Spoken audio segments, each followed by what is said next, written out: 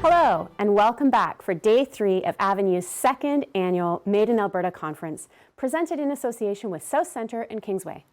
I'm Kata Lemon, Editor-in-Chief of Avenue magazine and the leader of the team that has created the Made in Alberta Awards program. I want to say a special thank you to our amazing sponsors, Oxford Properties, South Centre and Kingsway, SAIT, Calgary Economic Development and the Trade Accelerator Program, and Edify magazine. Without their support, we truly could not have created this program of learning and sharing to help Alberta makers grow their business. Today, we're here to learn from Jameela Ghan, co-founder of Alora Boutique. Jameela is the proud mother of 2 beautiful girls and the co-founder of Alora Boutique, an online shop and social enterprise featuring stunning jewelry with a purpose. Alora exists to add beauty and meaning to the lives of genuine, everyday women through jewelry. Alora believes in creating a world where people can love and be loved for exactly who they are and be bold despite their fears and flaws. And that's why Alora donates 5% of their profits to help women in the Calgary community so their customers can look good and feel good. Jameela also helps female-owned product businesses make more money online by providing free e-commerce consulting. She believes that the fastest path to equality is through women's economic empowerment and independence. There's no better path to freedom than scaling a business. During the presentation, please feel free to write any questions you have into the chat, and we will respond to those at the end of the presentation in the Q&A period. Over to you, Jameela.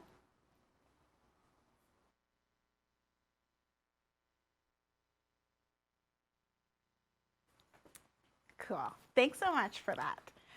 I am going to introduce myself. My name is Jameela, and I'm the co-founder of Alora Boutique and the co-founder of She Empowers, where I help makers scale their business online and in real life. So Alora jewelry can be found across Canada and the United States and on other online stores.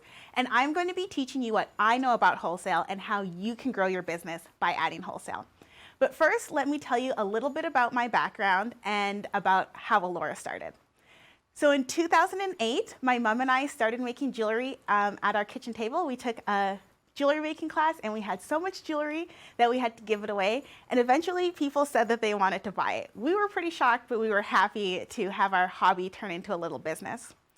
Then when I was in university at Mount Royal, I met my partner, Peter, and shortly after we opened a store in Art Central. We also had a baby, and I decided that I didn't want to go back to work, and I thought I can always get a job, so we'll just make this Alora business work. Art Central was going to be torn down, and that's where the Telesky building is now. So we were forced to move from retail to wholesale. And at the time, it was a disappointment, but it was a chance for us to reinvent ourselves. We did a bunch of trade shows, and then we had a second baby. And when she was 9 months, we went on a road trip across Canada to wholesale our goods. And then we also went on a road trip to the United States. We couldn't have done it without my mom and our family. And now we're here. So I'm going to cover a few things. So in this presentation, we are going to be talking about if wholesale is right for you, how to hone in on your target market. We're going to talk about some wholesale basics, line sheets, finding retailers, and the wholesale channels that you can use to find retailers. We'll talk about your pricing, the terms and billing that you should be using, and then we can talk about my experience, and we'll head into Q&A. Now, let's talk about why you would want to do wholesale. There are a few main reasons that you would want to do wholesale and why it may be good for your business. The first is visibility. So have you ever come across a new brand that you liked while walking through the store or browsing at an online marketplace? Now, if you've done it, you can bet that your ideal customer has done it too. By selling wholesale to boutiques, customers who have never heard about you before will come across your product, and then when they want your designs in the future, they may Google you and find you on your website. And now you're getting more retail sales. The second reason is wider distribution. This is the same as what bigger companies do. So think about brands like Ralph Lauren or Tory Burch and others who sell via major retailers like Nordstrom or The Bay, but also through their own website. By selling through retailers, you have a wider audience for your products. The third reason is that it builds credibility. When you start getting into wholesale accounts, you automatically gain credibility. Your peers, your competitors, your current customers will perceive you as being professional and truly in business. So this means that when someone wants to buy from you again, they won't hesitate to come directly to your website to buy. Remember, if they've never seen your product before, they'll think twice about ordering from you. The fourth reason is income. With wholesale, you make less money per sale, but your order quantities are bigger. So you spend less time trying to sell and you sell more product. And you'll also learn what's selling with your consumers and what's not, and then you can make more of these types of products. You'll also have another revenue stream. So for example, if Facebook ads stop running or something crazy in the world happens, you have multiple revenue streams for your business. Now let's go on to your target market. So what is a target market? A target market is a specific defined segment of consumers that a company plans to serve with its products or services. So that's the textbook definition, but basically your ideal target market are the people that you want to buy your things. Identifying your target market, both your buyer target market and your end user target market, is an essential step for the development of your products, services, and the marketing efforts used to promote them. You are going to need to be able to answer these questions to clarify and define your target market. 1, what problem is it that you serve? 2, what need do you meet? And 3, what desire do you fulfill? If you already have a retail base, you should have a really good idea of who your target market is and the type of store that they already shop at. So then you should consider these questions for your buyer target market. Are they part of an independently owned store? What's the store's revenue? What other brands do they carry? So for example, we knew that they were mostly independent stores, and we had a candle brand that we said, if this store carries this product, then they're more likely to carry Alora jewelry. So knowing this is extremely important. Now let's talk about wholesale basics. So this is what you're going to need for wholesale. First, you're going to need samples. So depending on the strategy that you employ, and we'll talk about that later, you're going to need samples and plenty of them. Make sure that your samples are tagged with every color, style, and stone available, and the retail and the wholesale price. You should also make sure that you organize your samples in a way that they're easy to take out, display, and put back. So for example, you'll want to have all of your items tagged with how they'll look, and you'll have tags on the back about the prices. Now, just as an example, when we started wholesaling, Peter would have them all in these little bags, and it took way too long to take them out and put them back in, so make sure that it's easy to take out your samples. The next is display. So do a mock-up display in your studio and have lots of photos of them so that buyers and merchandisers don't have to guess how to display your product. This is going to be super important for keeping brand consistency across your stores. The other thing that you're going to need is branding and packaging. So for example, Alora, we have bags that we send out to wholesalers. We have displays with our logo on it, and then we also have a couple of posters that people can put in their store. Buyers love little extras that will delight their customers. Things like gift packaging or cards are important to consider when you're selling wholesale. And be sure to send instructions with the shipment, because the people who are on the floor are not necessarily the people buying. And at the end, I can show you a couple of examples of sheets that we send out to our wholesalers.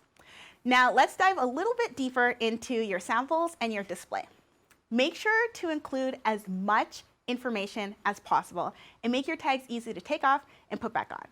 And for small items, don't tie your tags to the product, so just make sure to loop them. And your branding is also going to be really, really important here. If you haven't already, make sure to have a unique and pretty logo that represents your brand and that your target market is going to resonate with. And if you haven't started wholesaling yet, you may want to start getting a better brand presence, logo, and consistency. Okay, now we can move on to line sheets. Line sheets are still super, super important. We have had physical line sheets in the past, but now we use digital line sheets. and we also sell directly through our online store to wholesalers. But when you're making a line sheet, make sure that you're using crisp, close-up photography with detailed and vivid colors only. Great photography and Photoshop is key here. You're going to want to use PNGs with transparent backgrounds, and you can take your own pictures and then outsource the removal of the background because that's so time consuming. And make sure that you're showing all the details. So for example, the next slide will be an example of our line sheet, and it shows details of the beads that we use. The other thing is make sure that you add in lifestyle photos in the line sheet and update your link as often as possible. So anytime an item is sold out, update your line sheet. You have to keep it updated to avoid back orders or overselling your products, because that is going to make your wholesalers really upset. The other thing is to add in fresh and seasonally relevant covers for each season. So if you are a fashion business, make sure to update your cover photo and show every single style and every single color and option available. Do not assume that people are going to know what you're talking about. You have to show them. The last thing is to add a price list to the back of the line sheet, and this can be in alphabetical or numerical order. Make sure that it has the item number and the price and the page that the item exists on. Again, you want to make it so easy for buyers to buy your product. So again, here's an example of the line sheet, and you can see that we have the solid brass, the silver leaf, we have the solid silver, and then we have all the colors that our best-selling gemstone bracelets come in. Again, all information should be clear and available on your line sheet. Great. The other thing that you want to include in your line sheet is your packaging and your branding. Again, you don't want anybody to guess what your product is going to look like in their store. So be sure to add things like what your display looks like. So as you can see, we add what our display looks like. We add the tags, and we show what the tags look like on the back. We add the bags in there. Anything that the wholesaler is going to need or will get, that's in the line sheet. The other thing that you can do in your line sheet is make sure that you come up with packages. So for example, we have a package over $1,000 in wholesale, comes with a few display boards, some necks, et cetera, et cetera. Just make sure that the margins work for you when you're putting your display packages together. Now, let's talk about wholesale channels, okay?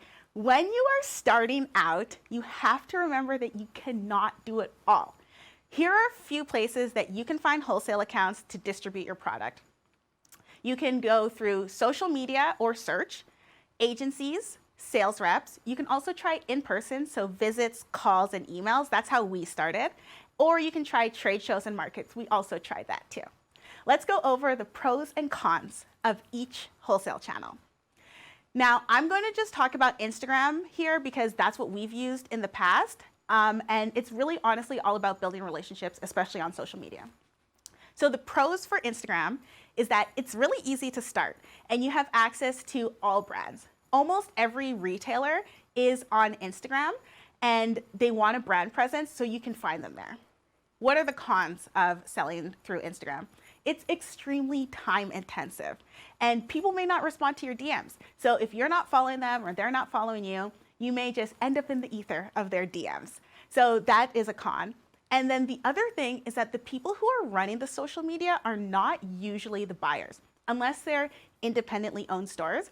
But again, you're going to have to do your research on that to see if the owner is the one who's operating the Instagram as well. The next channel is agencies and reps. So this is a really good way to scale your business once you've had traction. A lot of agencies won't even look at you if you don't already have a bunch of accounts.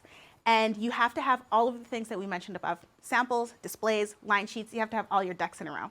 So what are the pros of having an agency or a sales rep? It is a hands-off way to scale.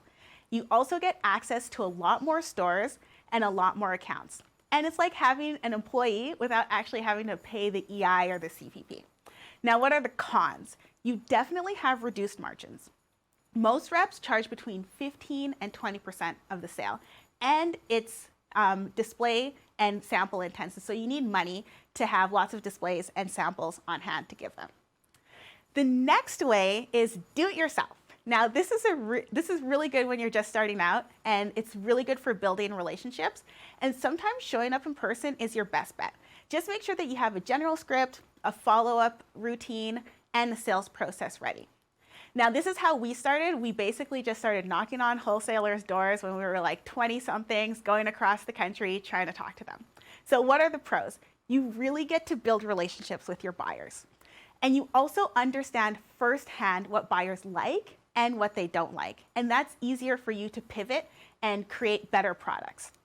And the best part is that all of the sale is yours. You don't have to pay commission to anybody. What are the cons? This is, again, a time-intensive endeavor. It requires so much follow-up. You have to follow up with buyers all the time. It's also time-consuming commuting and reaching out, and you get a lot of rejection. So I personally was not the one who did the sales. It was my partner, Peter. He was really good at it, and he got a lot of rejection. So if you know that you're not really good at talking to people, maybe you're gonna need to partner up with somebody to do your sales in-house. Now let's talk about trade shows. Typically, trade shows require a lot of investment. They require display, lighting, insurance, deposits, walls, all that kind of stuff. They're also typically in really expensive major cities, so you're going to have to pay for accommodation in them. So when Peter and I were starting, we bought a bunch of stuff at IKEA, and we would like buy things from Walmart and return them. We were like 23 and 24, so we thought it was okay. We probably wouldn't do that now, but that's what you could do. So you may not see a return on investment for your first show, but if you do them enough, you'll see a return on investment plus an ROI on the orders that you get after the show. And once you start building a following, people will start coming to you at shows, and make sure that you book appointments where you can. So some shows will offer a buyer list, and you can call stores ahead of time or email them in order to book appointments. Now let's go through the pros. You get to build relationships with large store buyers. And depending on the market, you get exposure to new stores either regionally or nationally. So what are the cons? The cons are that it is so costly. It costs displays, employees, accommodation, food, all of these things, they cost money. And trade shows are hard on your body. I did a trade show and I was like 5 months pregnant with my second kid and I almost died. So just keep that in mind if you're doing trade shows. Now let's talk about pricing. Please do not start wholesaling until you have your pricing down. If you cannot make your margins and retailers can't sell for the same or lower price than what you're selling for in person or online, then this strategy is not for you. Retailers are going to be really upset if you sell an item direct to consumer at $14 and you sell the same item to them wholesale at $10. They cannot run a store on a $4 markup. This may seem obvious, but some makers don't understand that retailers need to pay their bills too. They may be making hundreds of thousands or millions per year, but half of their costs are inventory, and then think about the rent and the wages. It's razor thin profit at the end of the day. Markups used to be Keystone at 2, but we personally do 2.5. So that means that we discount our products at 60% to sell to our wholesalers, and then they mark it up by 2.5. Make sure that you are giving wholesalers a reasonable minimum order that works for you and that also works for them. It has to be worth your time to pack and ship the order. You may want to do like a per piece minimum order quantity or a $1 minimum order quantity, depending on your business and your product. So if you're selling soap for $3 a piece, you can have a minimum order quantity of like 20 bars. But like us, if you're selling jewelry, your minimum order may be 500 or 300. It really depends on your overhead.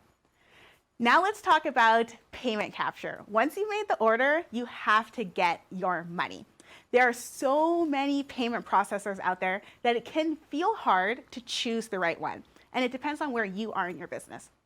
At the beginning, you may only take e-transfer because you need your cash flow. And I'm just gonna tell you that Americans do not do e-transfers. And maybe you can't afford to pay credit card fees, so that's why you take e-transfers. Then you might switch to a payment processor, but one that deposits your money in 2 days instead of 10. Now again, this is going to be really important for cash flow. And then you may only take PayPal when dealing with people internationally because of the seller protection. You also have to consider using a service where you can input credit card numbers manually over the phone. So for example, there are some payment processors that will not allow you to take credit cards manually, so keep that in mind. You really have to choose a processor that works for you, and don't ever choose an option where you have to sign a contract. There are so many options out there that you shouldn't get stuck with an expensive or shady processor.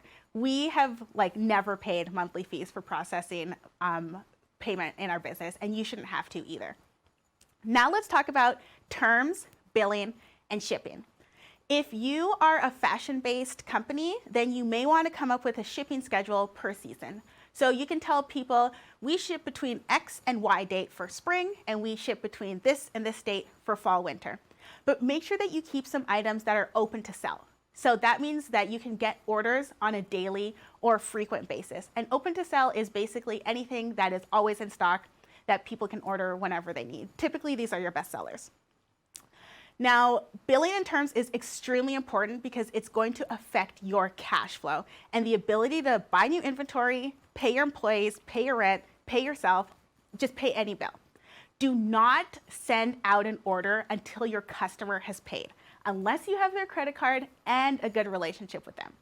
Everyone's got their own cash flow issues, and you don't need to be mixed up in that. When you're starting, you may be tempted to give people terms right off the bat, but I'm going to tell you that accounts receivable is the worst headache to deal with, especially if you're a small team.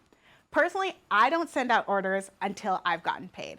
I don't have time to be chasing people for their payment. I now also take my wholesale payments on my online store because I could be selling those products direct to consumer, so it makes sense for my business. Just always do what makes sense for your business, but don't send out orders unless you've gotten paid. That is my number one advice. Please write that down. Now let's talk about some inventory basics. This is a topic that deserves an entire presentation, but I'm just gonna talk about a few key numbers that you may want to look at. So lead time or lead demand and your reorder point. So in order to determine your reorder point, you'll need to know your lead demand and safety stocks. Since you're making your product, you'll need to understand how long it takes to get your raw materials from your suppliers and base your ordering on how long it'll take to get your materials plus how long it's going to take you to make it so that you can have your items in stock. Then there's the inventory turnover ratio. Your inventory turnover ratio dictates how fast you're selling your inventory and how often you need to replenish. Typically this uses 12-month data, but if you've just started, you can use whatever data you need or whatever data you have. Ordering your raw materials, assuming that you're making all of your goods, is going to be based on this.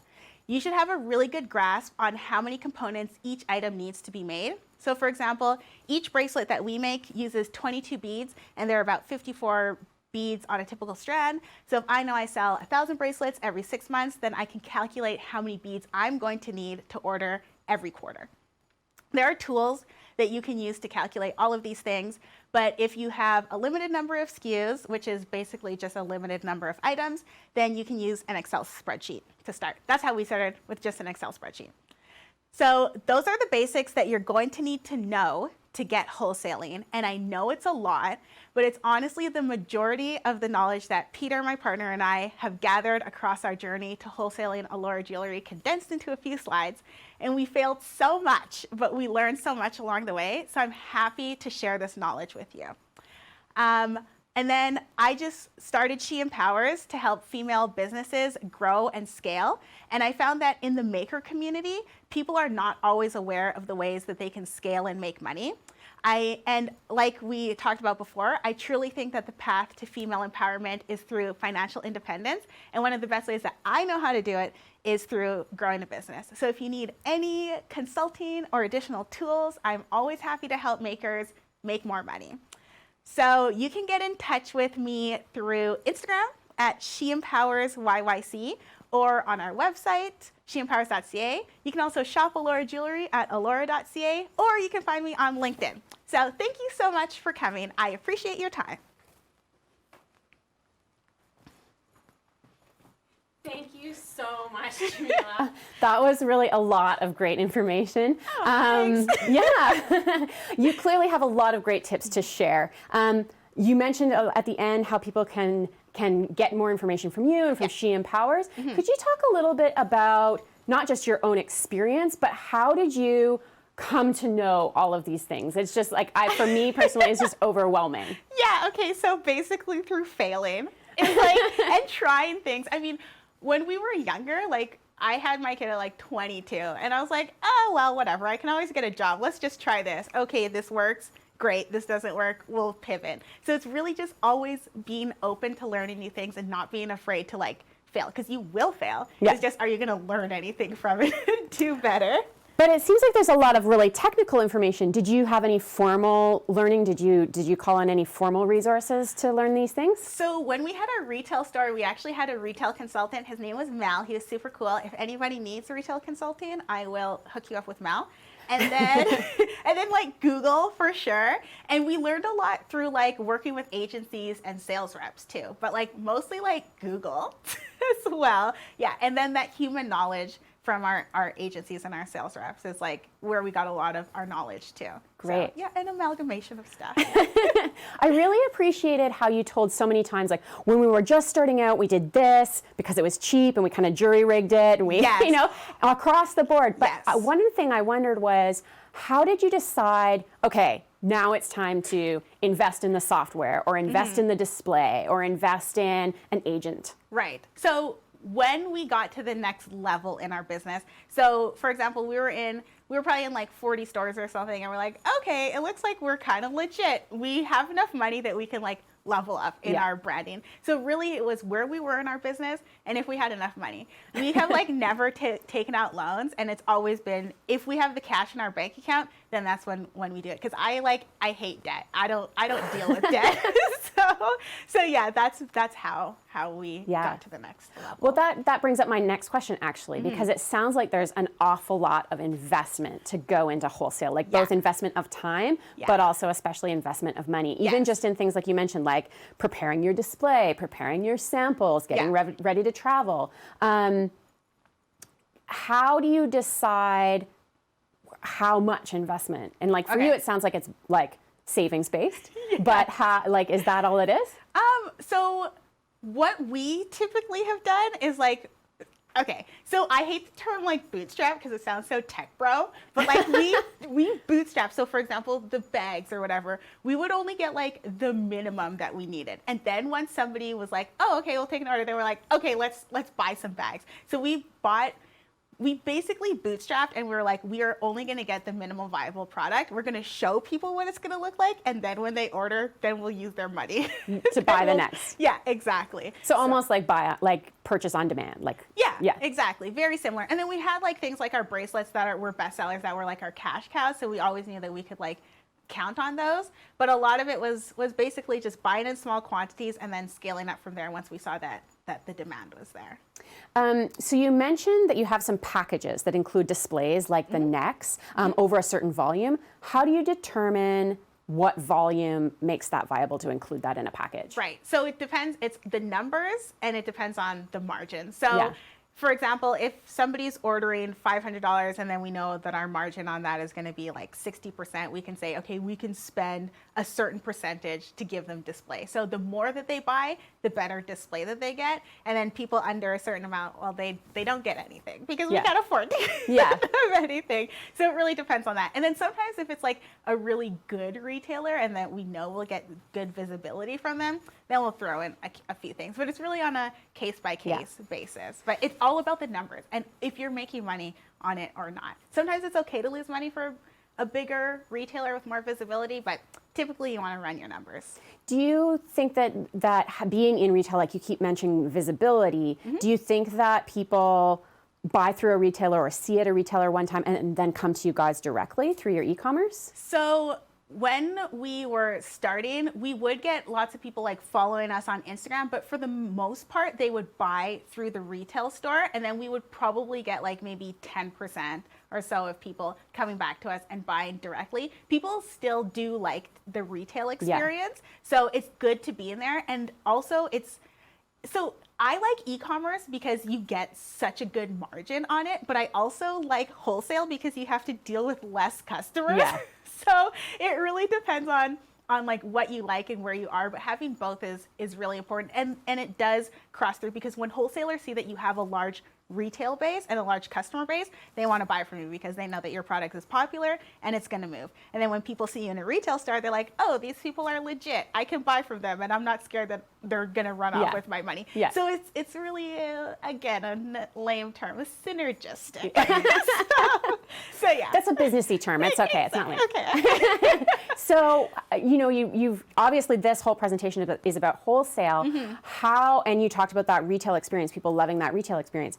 obviously right now is a really challenging time for retail. Yeah. How has the pandemic affected your wholesale business? Oh yeah, well, it basically like killed our wholesale business. So I mean, there are some online retailers who have still purchased from us, but the physical stores, there were like no orders, which was like fine because we had our online store too, and we did do some markets, but like wholesale was a very large part of our business. But to be perfectly honest, more people started buying online and the margins are better online. So like it sucks that we don't have wholesale, but like it's not like so it weighs off. Exactly. Yeah. That's why you have to have different income streams because anything can happen. Yeah. And even on your online store, you have to have your Facebook ads, your Google ads, your Instagram. You have to have like multiple streams of revenue. Otherwise, if something bad happens, then you're screwed, and you don't want that. Yeah. And so is it not just streams of revenue, but streams of customers coming to you and finding you? So do you mean for online? Do you mean for e-commerce? For both. Like, I'm just thinking of, like, you've talked a lot about the stores that have great visibility. So wholesale is good for customers knowing your brand. And then, so one of the things that we have done as well is like we've run ads in certain cities that were like where we have wholesale in, and you can target ads in Facebook based on like a certain area. So sometimes we'll run like traffic ads. So people are like, oh, I've seen that brand before. Yeah. So it's really good for knowing where your stores are and then targeting consumers in that general area. So yeah, the visibility for the customers is always important, online and in real life. Yeah.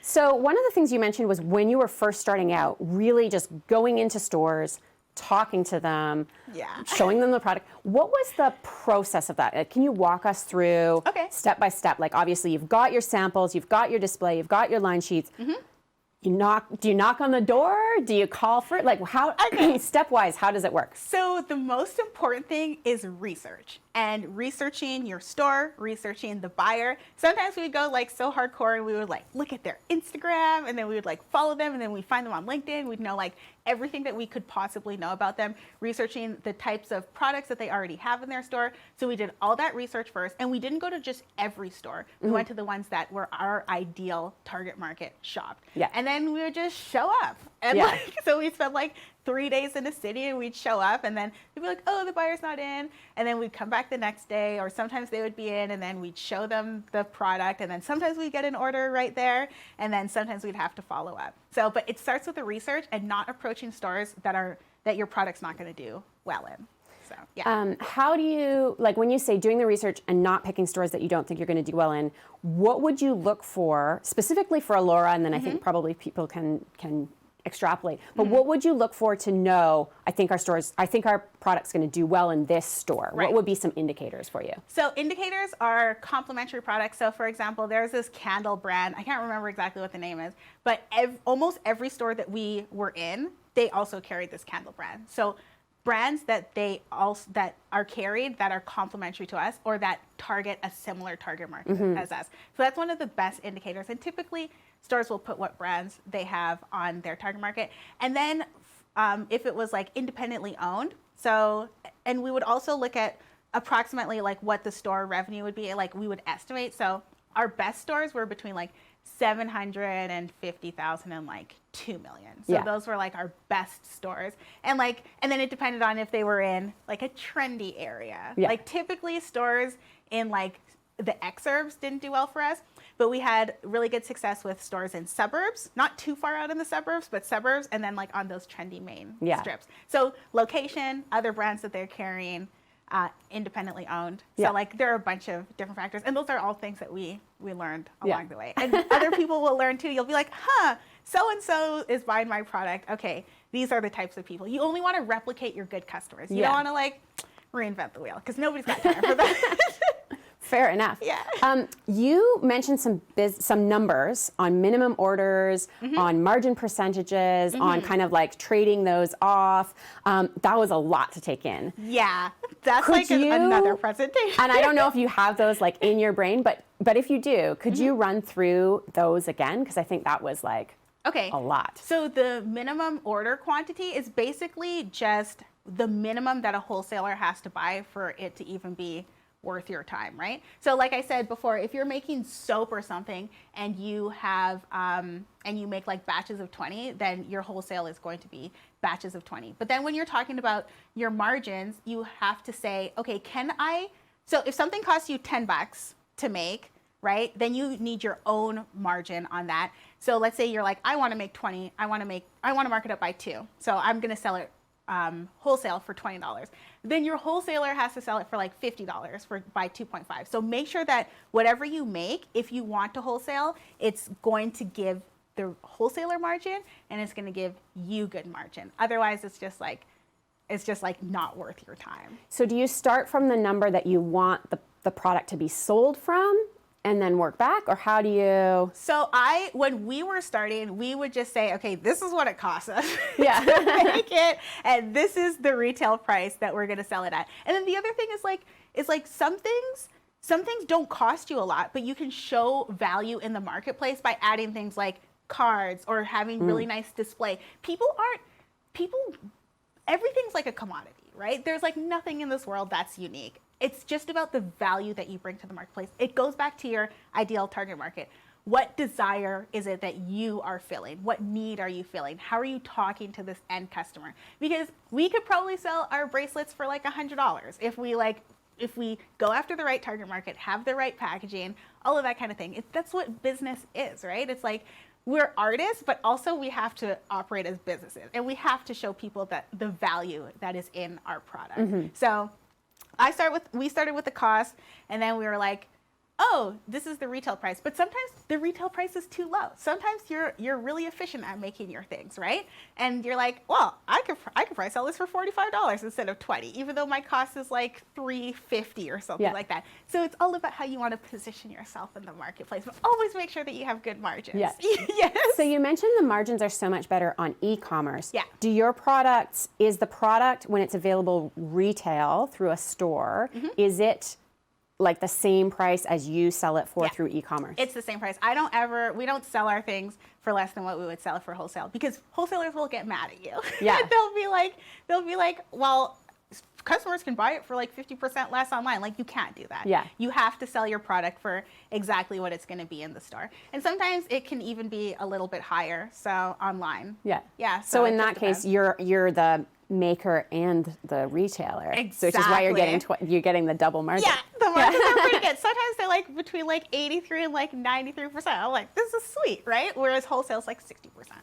Has there been a product that you've had where you've, like you mentioned, maybe you're selling it for too little? Is there a product where you're like, the price is too low for the brand or the value that we're trying to show, for the like 5% that we're giving to nonprofits? Like, right. We can do it for that, but we're going to bump it up because we want to increase the perceived value? Yeah. Well, so for example, like some of our items, they don't cost us a lot to make. Like my mom, she makes the bracelet, and she's so fast at making bracelets, right?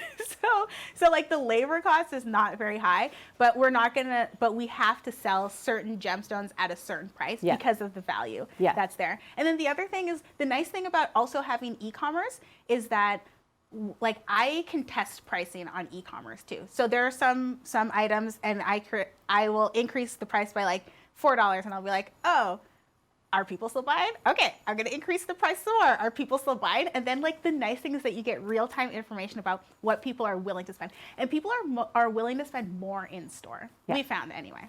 So we have had a question come in through the chat, and please, if you have more questions for the chat, please do send them in our way.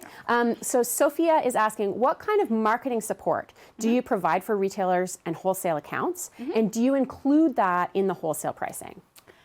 Okay, yes, that is a good question. So marketing support, I wonder if she means online marketing or physical marketing. So we do offer like posters about our brand, and then we also have this like brochure that we include, and we give people, we tell people what the materials are made out of, what our values are, a little bit about our give back program, so that people can talk about it on the floor. So we do offer that support.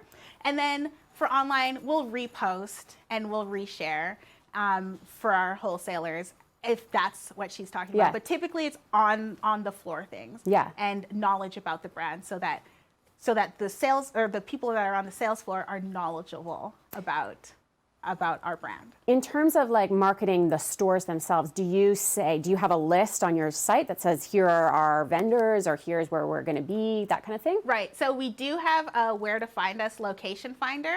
So that's on there. But we don't do any like active marketing for our stores. Like we assume that they already have like their own marketing, and we market our brand so that it's more visible and that it sells more. Yeah. So, I think probably too, like with really big brands, I know they do what they call co-op dollars for retailers, where, so say you're Rolex, Rolex would pay a certain amount. You're not Rolex yet. Yet. So Rolex would have a certain percentage, like if a jewelry store wanted to advertise that they carry Rolex, Rolex would kick in a certain number of dollars to pay for that advertising, but that's usually like really big companies. We don't do that. Like we'll do a giveaway or something like that, but we're not hardcore like that. But then in terms of like when you're figuring out your wholesale pricing, are you factoring in, okay, it's going to take us X amount of time to create these packages of information. It's going to take us X amount of money to provide these displays. Is that figured into the wholesale pricing from the beginning? So that is not typically figured into the markup of the wholesale pricing. That's more of an overhead. So we'll say, okay, if something costs us $1, then we're going to mark it up times 2, so it's $2, and then we'll add like 10% or whatever for our overhead. Yeah. So I guess you could say, we do add cost to the initial price for our overhead. Yeah. And that is factored into the cost, but it's not like an additional extra on top of of the wholesale. So the wholesale pricing has to take into account not only like the production cost of each individual price, but sort of the overhead of the company. Exactly. So if you have like rent or if you have Wi-Fi or whatever other bills that you have, or like even credit card processing fees, we'll add like 3% or whatever. And we're like, oh, that's part of the price. Because like I'm not going to pay for credit card processing fees. Somebody has to pay for it, and typically it's the end consumer, right? Which like sounds really crappy, but like at the end of the day, it's also business. Like I can't eat your 3% cost, right? Yes. So yeah, we do factor in all of our costs into our overhead, so it is part of the price. You could say. You mentioned wholesale terms as well, like but which is basically like, when are you going to give me the money? Right. So how do you, is that decided on a case by case basis? Is it across the board? So typically we will take payment when the order is ready to ship. So we'll say your order's ready to ship, we need your credit card number, or if we have it on file, we're like, your order's ready to ship, we're charging your credit card today, and then we send it out.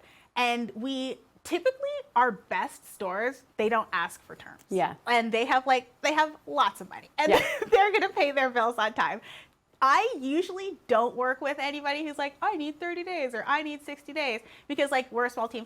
Peter, he actually moved to San Francisco temporarily to start a health tech company. So like now I'm like, I don't have any time for this. Like you pay on the website and then I'll ship your order out when it's ready. But like you can offer, there are large stores, and they will say, we'll pay you after like 60 days or 90 days. And like for somebody like Nordstrom, it's like, okay, well, whatever. Like you can pay us when you're ready. But typically for like independent stores, you pay me and then I'll send out.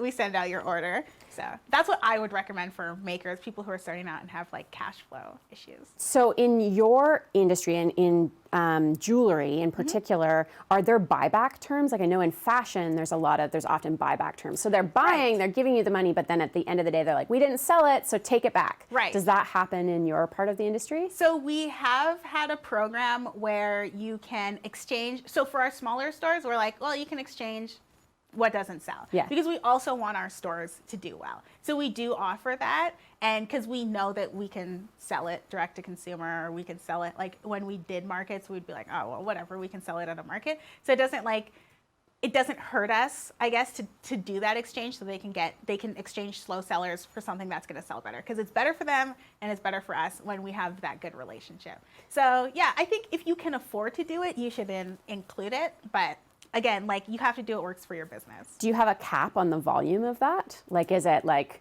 no, yeah, you can't order thousands of pieces and then send 900 back? Well, typically it's our retailers have been pretty good. We've only had a problem with like one, and then we would say like, okay, like there is a cap, like you can only send back like $300 or $500, but like we typically don't have a problem. We usually have pretty good relationships with like people, and the sales reps have good relationships with their stores. So like it's only happened once. Yeah. And like most people are good, but Yeah. you always want to get your things in writing. Like for example, on our online store, we have like no refunds or exchanges or something like that. I think it says no refunds, but like we're gonna give you a refund if something is wrong with the offer. But Yeah. it's like in writing, it's like no, you have to say no refunds or Yeah. something like that. So yeah, it's make sure it's in writing. Yeah. Yeah. I'm just going to check if there's any more questions from the participants. Doesn't look like we have anything else right now. Okay. So thank you so much, Thanks for Jameela. having me. I did want to mention to you guys, there was a ton of information there. So please do note, Jameela gave us so much. You can click back on the link anytime before the end of October and see the whole presentation again. And that's going to be true for all of our sessions, this week and next week. Thank you so much, Jameela. Thanks for having me. Thank you. At 3 p.m., please join us for our Entrepreneurship 101 panel. It's a really great segue from this session to the next session, which is focused on how to grow your sales as an artist or artisan. You'll hear from Amy Willier, owner of Moonstone Creation, a boutique in Calgary focused on Indigenous arts, and Michelle Atkinson, one of last year's Made in Alberta Awards winners in the decor category for her glasswork with her company, Jewel Notes. Thank you once again to our sponsors, South Centre and Kingsway, the Southern Alberta Institute of Technology, Calgary Economic Development and the Trade Accelerator Program, Edify Magazine, and a huge thanks to the Rocket House team. I hope to see you all after the break this afternoon. Thanks.